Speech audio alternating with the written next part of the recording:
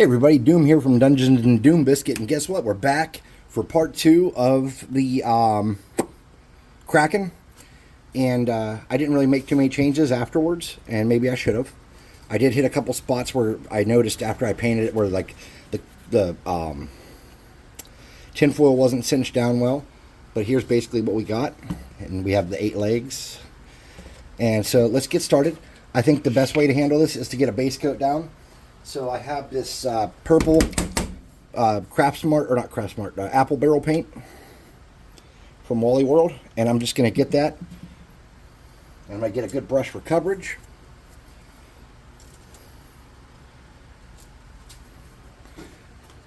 Oh, got some spider webs here. These are not spider webs. When I say spider webs, what I really mean is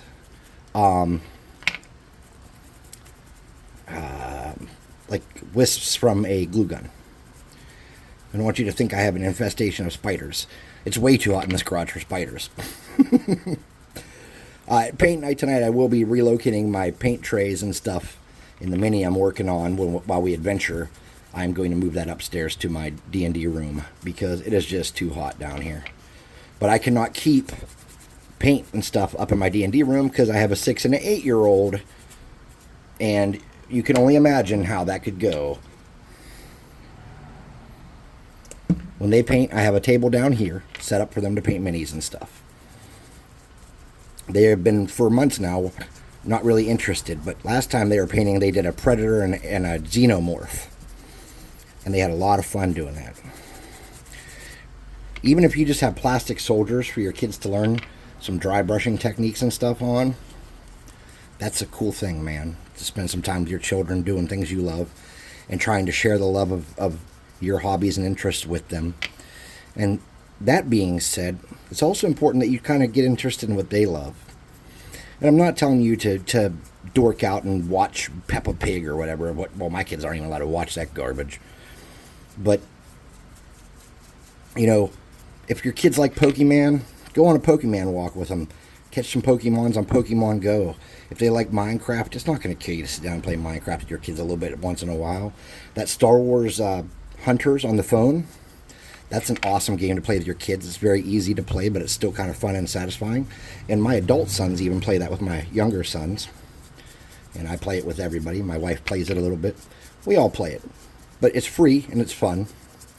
And it doesn't take a large skill level. And if you lose, you lost nothing except for a little bit of time. The matches are quick. Now, my older son and I actually made my favorite miniature I own. We took an old McFarlane toy and turned it into a cadaver collector. A giant, like, size, gargantuan, borderline colossus cadaver collector. And it is my favorite miniature. All right. I think we got the Kraken purpled. Let's set him off to the side. Oh, got to get in there, a little bit of silver showing. If there's a little bit of silver showing, it's not going to kill you. Let's get these tentacles.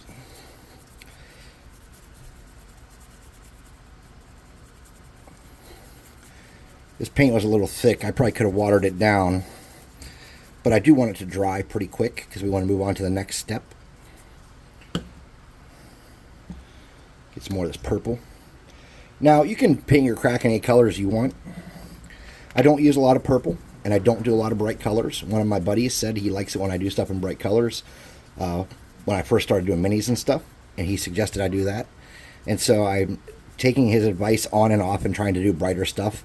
Not my comfort zone. I like grimy, grim, dark, dirty-ish stuff. But it doesn't mean we can't occasionally make a little bright colored stuff. And our Kraken can be any color you want. So I think that this purple is going to be just exactly what we needed for this guy. I had a giant octopus miniature that was missing a tentacle that I got at a flea market. It wasn't a miniature. It was a giant plastic octopus that I made into a miniature. And my second oldest son crafted me a beautiful, the missing tentacle, he crafted me a beautiful, beautiful replacement. And one of my players brought some of her family over to, like, she was babysitting some nephews or nieces or something. And they broke the tentacle, and I put it somewhere, and I don't know where I put it. So I don't have anything like that. And I've used him in the past for stuff. in the sea. But this time it's the Kraken, and I didn't have one. I did have some tentacles, and I couldn't find those either. When I took a break after making these, I walked upstairs to see how good my other tentacles were, to maybe show you a better example of what you could do if you weren't trying to do it in an hour. And, yeah, couldn't find them. They're gone. So what I've done here is, because I didn't have enough little handles, I just got a cardboard tube that I use when I'm doing like lots of something. And I just have beads glued to it, and then I just glue the whatever I'm working on onto those beads with some hot glue, and then rip it off when I'm done. And this is good for like when you're doing a bunch of stuff, or if you're working on terrain and you got to spray it, you know. Whoops. Pretty excited. Off for 4 days. I never take days off. We were off Thursday automatically. I had nothing scheduled or planned for this weekend at work. And then Friday, I took a vacation day because I have a bunch to burn.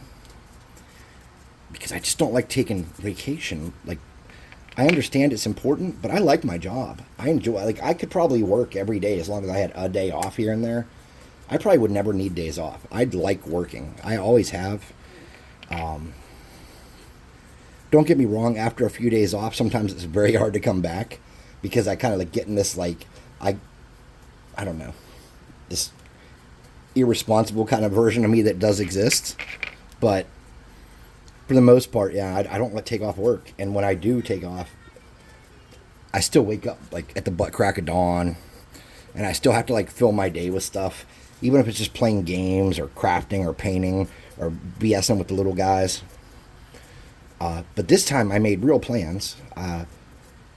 Old friends that I've known for 20 plus years, we're all coming together and doing a top secret one shot, sitting in the D&D room geeking out together. It's going to be awesome. I've needed it. I'm willing to bet they've needed it too.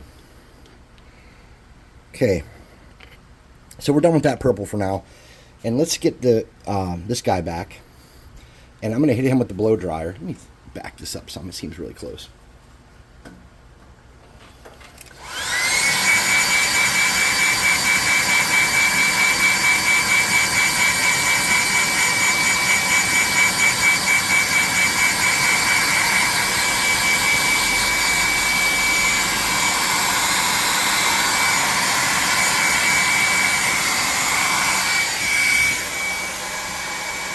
Now, I am sure there are other YouTubers that are making Krakens for Kraken Week. I did not take time to look, and I'm sure their Krakens are better. But I guarantee you their Krakens aren't as fast. Or as cheap. Especially if you didn't use poker chips and a compact disc. And beads, or not beads, buttons, and you just use cardboard for all your circles. Oh man, this is like a $1.25 project, just buying tinfoil if that's the case. And if you're going to Dollar Tree to get tinfoil, it's $1.25, and I didn't even use a whole roll. And I didn't buy paper towel rolls; those are, you know, from paper towels. Unfortunately, in my household, we don't use a lot of paper towels because it's unnecessary paper waste. So we do when we have company and stuff, but when we are here and we are just like need to wipe our hands, we just wash our hands in the sink and use a dish towel to dry our hands. But when we have company, we, you know, to make life easier, we have like paper towels and paper plates and stuff like that.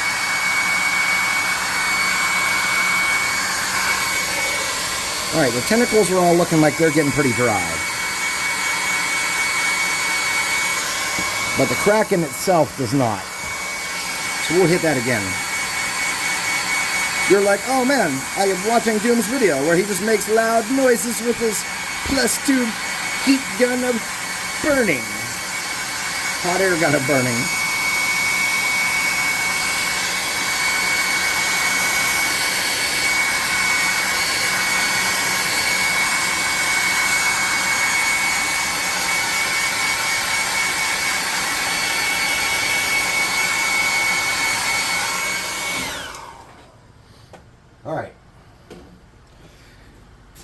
We're getting there. So the next step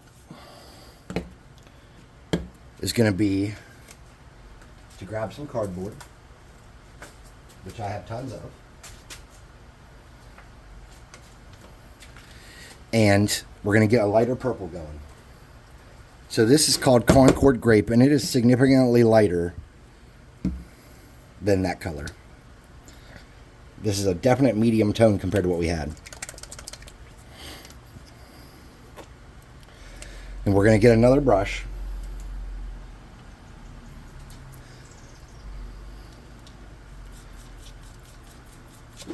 And since the tentacles are the driest, we're going to start with them. And we're not dry brushing, we're not painting, we're just hitting a lot of it to give it different tones, right? Not dry brushing it, not painting it, just giving it some different tones. We're not hitting all the little cracks, we're not filling everything in. Wiping a good bit of it off the brush. And this stuff is kind of wet, so it's a little thin too. We're just boom.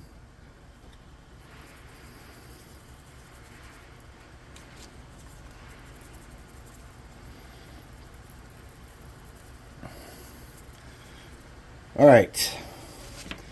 4 tentacles down. Oh, I forgot to clean this glue up.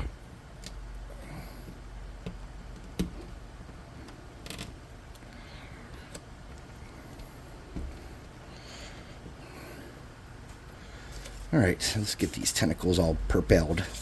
This is so purple. There's some tin showing there, some of the tin foil from underneath. That's all right, man. It's all right. If you were making these and it was for a specific encounter or something, yeah, you might want to really go back and fix that kind of little stuff, but I'm just showing you how I would make it if I had to come off the top of my head. I didn't have a plan walking into this, really, so in all fairness, this is turning out great. I had no idea what I was doing. I was about to make more terrain to go with my hills. And then I remembered the Kraken thing. See that? More silver showing. That's all right. It won't kill us. And honestly, I think once this is dry, it won't even be super noticeable. Maybe some, yeah, but it won't be like overwhelmingly noticeable. All right, so now we're going to hit that body. And this is okay if there's some of that wet paint still. Just grab it with this brush and mix it around with this lighter color, you know?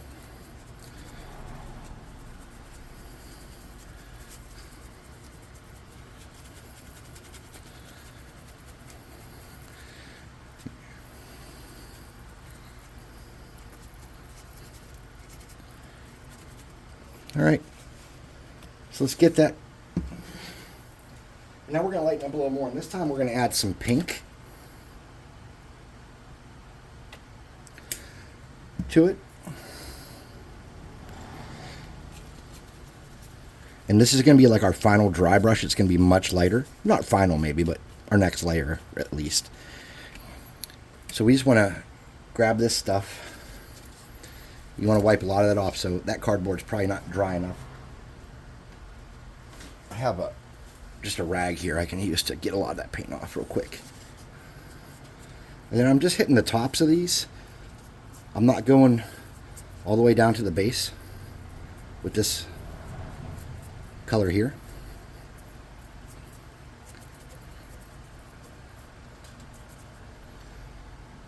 Just hitting the top parts. And we got 8 of these to do, right? So, whoa, nice catch, thank you.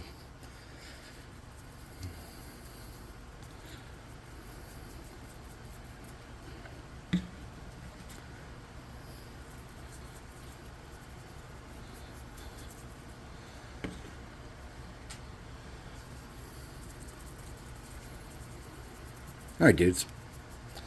There we go. Now let's hit this guy.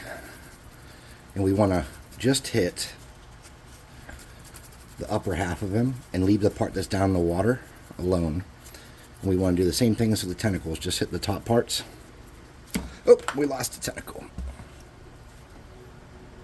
Alright, so we need to lighten this up one more shade. Where's my cardboard? I set it somewhere just now with the color on it. Pink cardboard, where have you gone? I lost my pink and purple cardboard. Oh, the travesties of it all. Alright, no problem. We'll make some more real quick. So this is going to have far less purple and more pink.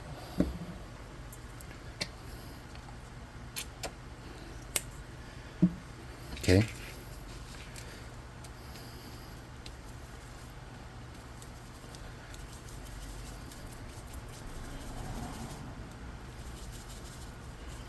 Get it all over your brush. And get a rag and get a lot of it off. And then come back.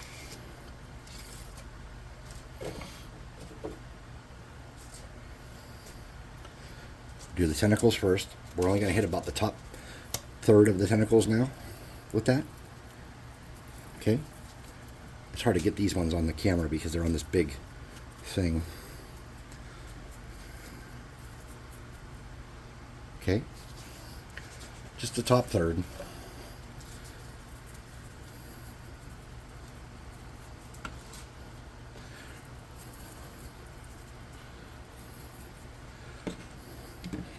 Whoa.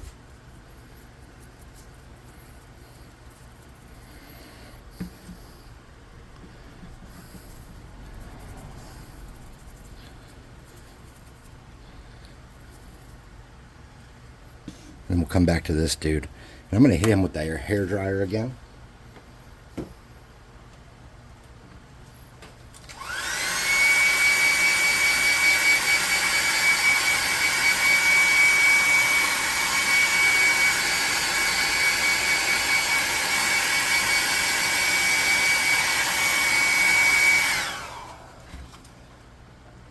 Because he was still a little too damp for this. And then we're just going to hit the top third of him with this same pinkish purple.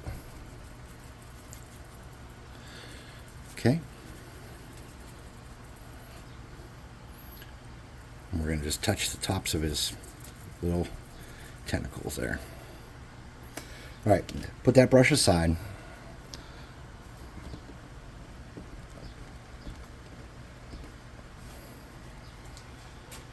Get a new piece of cardboard. Get rid of the pink and the purple. And if you have a flesh tone that you like, or like a peach, this is Sunkissed Peach. Sunkissed Peach. That sounds like a Snapple flavor. Good soft brush. You're going to want to get a lot of this off. So this is what I'm doing here. I'm getting a lot of that off. And then you're going to come back to each one of these and just kind of get the tops. Why, you ask? I don't know, because I just thought it was a good plan. I just thought it would look nice. Again, that one's kind of hard to handle because it's on that big rod. Now up close you're going to see a lot of imperfections and problems on these. But as you get further away and they're on the tabletop, you're probably not going to notice, like there's a little bit of silver showing through and stuff. That stuff won't be as noticeable, I'm guessing. Any little spots where your tinfoil didn't go away like you wanted it to, I doubt that'll be noticeable, honestly. Just touching the very tops there, that, and then I just want to do the top of his head. And just come around the edges of it a little bit. Okay? Something like that. So there's a natural light gradient going on here. Now we got to do his eyes. So I have a metallic black, and if you don't have a metallic black, you know what? I would just mix one. I would get some metallic.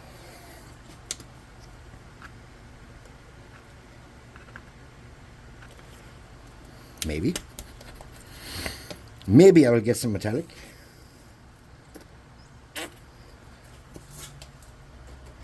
And I would get some black.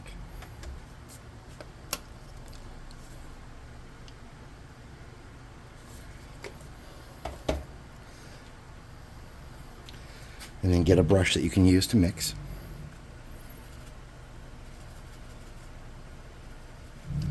And then the first time around, I want it to be kind of dark because I want it to coat well. I'm going to do these eyes. I'm just going to do the circle of that button and ignore anything around it. Okay. Now I don't know what color their eyes are.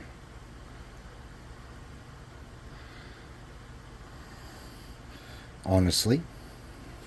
Nor do I know anything about squids. So now I'm going to get that and I'm going to make it lighter. And I'm going to hit these eyes with the hairdryer.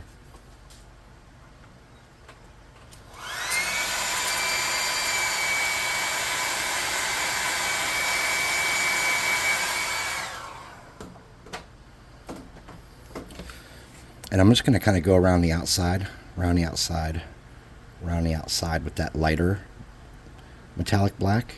It's more of a gray.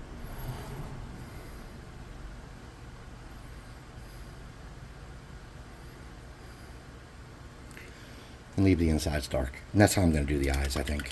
I don't want them to be too much of the piece. I want them just to be, you know, eyes. So let's get rid of our cardboard and let's get some dark blue. Oh, my screen.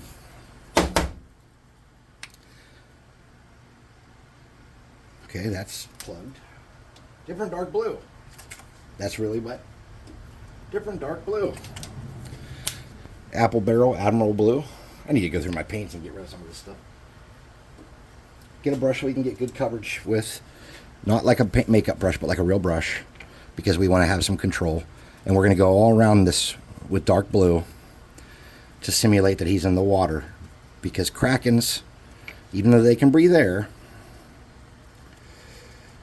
can prefer to live in the water. And you can also run your game however you want. So if you decide that Krakens don't live in the water, then that's what you decide. The people are coming to your game, man. You got to make your rules and stick by them. You got to make your calls and stick by that. You can't just, you know, running monsters out of the book is well and fine, but like I've said this before, the CR system is not ideal, or even close to ideal. Maybe it was a little better in 3rd edition, but in general, it's just not a good way to measure challenge of a fight versus power of characters. Because each party is going to have different strengths and techniques they use that are going to be more and less effective against different monsters in the book. For example, if you're running around with a party with a wizard with fire magic and a fighter with a magic fire sword, or something like that, you're going to make a troll kind of useless because half the party can do something to it, you know?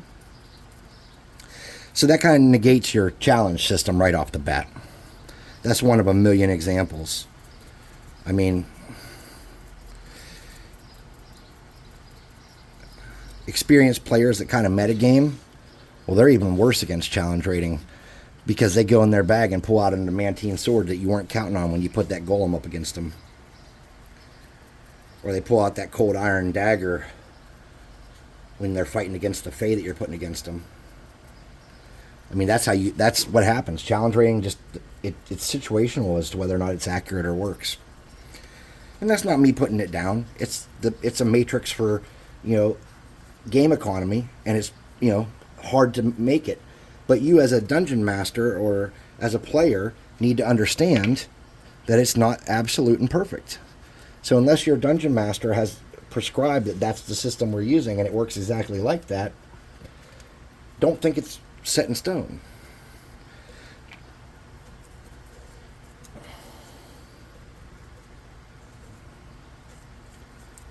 I need to do a time check because we got paint night.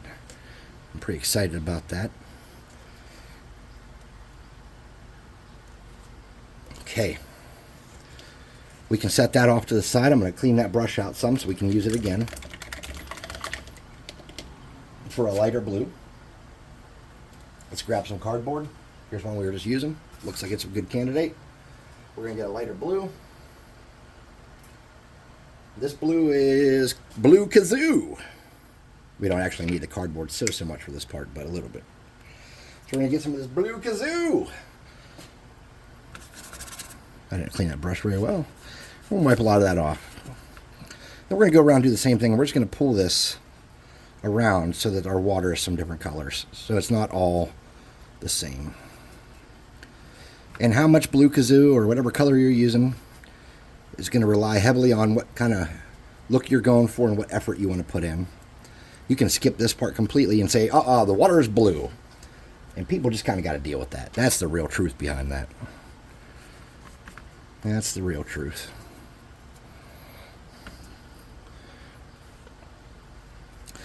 Someone asked me why I don't have a Dungeons and Doom Biscuit Discord. Well, that's simple, because Dungeons and Doom Biscuit is just something I do for fun. My primary focus is dungeonswag.com, which is our miniatures website. So I use the miniatures website Discord because I kind of cater to two different crowds. The YouTube people and there's not a lot of them yet, but I have a feeling that some have popped up pretty quick and more might be coming. So yeah, it's like you got the YouTube crowd and you got the minis crowd, and sometimes they're the same people. So it's just easier for me to use the Dungeon Swag one than to start a whole new one, because I'd rather be on the Dungeon Swag one there anyways, in case people have questions or comments or issues with their miniatures or whatever it may be. I just want to be, if I'm going to spend time hanging out on YouTube or on Discord, that's probably where I'm going to want to be. All right, so we got that lightened up pretty good. Let's get one more lighter color going here. Let me wipe my face off. I'm sweating like a pig.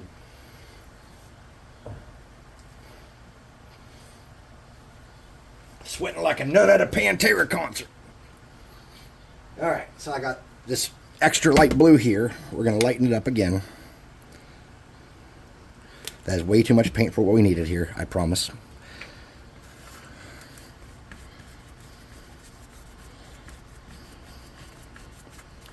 I got it all over me, because that is what I do.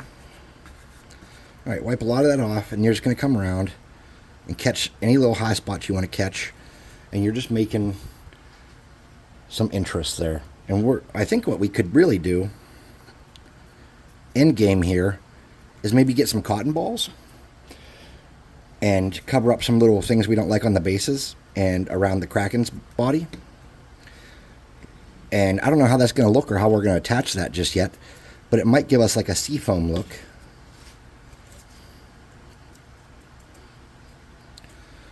It might not. It might just look dumb. I don't know. I don't do a lot of seafoam stuff.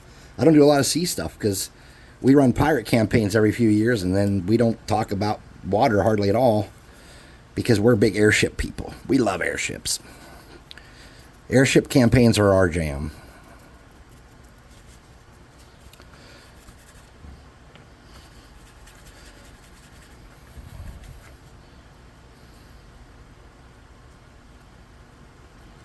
And what I'm mostly trying to simulate here is that the water is rushing around and moving. I'm not an expert painter, so don't think that my method is the key method. There are 1,000 other painters out there that are probably doing phenomenal work, better than me, that you might want to check out. By the way, I told you to keep these boxes, and I wasn't kidding. Save those. They're nice for mixing paint and stuff. They're shiny, and they don't absorb any liquid. All right, so here's what we got. I'm going to have to dry these up and then clear coat them, and then we'll take them up and look at them on the table. But for now, we have the Kraken and 4 tentacles.